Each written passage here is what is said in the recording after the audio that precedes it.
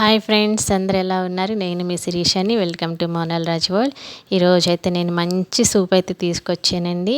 No cost లో cost అండి. ఏమీ లేదు, మనం ఇంట్లో బియ్యం కడిగేస్తాం కదా, ఆ వాటర్ వేస్ట్గా పారేయకుండా ఇలా సూప్ చేసుకొని తాగండి ఒకసారి. చాలా యూజ్ అవుతుందండి.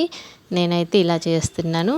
చక్కగా బియ్యం కడిగేసి నీట్గా ఆ వాటర్ని అయితే ఒక బౌల్లోకి తీసుకొని మరిగించుకుంటున్నానండి. దానిలోకి అయితే నేను కొంచెం సాల్ట్ అలాగే మిరియాల పొడి యాడ్ చేసి వేడివేడిగా సూప్ తాగేయడమేనండి. ఈ వేసవి కాలంలో ఈ సూప్ తాగితే చక్కగా దాహాన్ని అయితే తీరుస్తుంది. ఒకసారి ట్రై చేయండి. మనకి ఇంకా రుచిగా కావాలంటే దానిలోకి కొంచెం మామిడి ముక్కలు అలాగే ఉల్లిపాయ ముక్కలు పచ్చిమిర్చి వేసి కూడా తాగొచ్చు మనం. ఇంకా టేస్టీగా కావాలంటే దానిలోకి రాగి జావను కూడా యాడ్ చేసుకోవచ్చండి.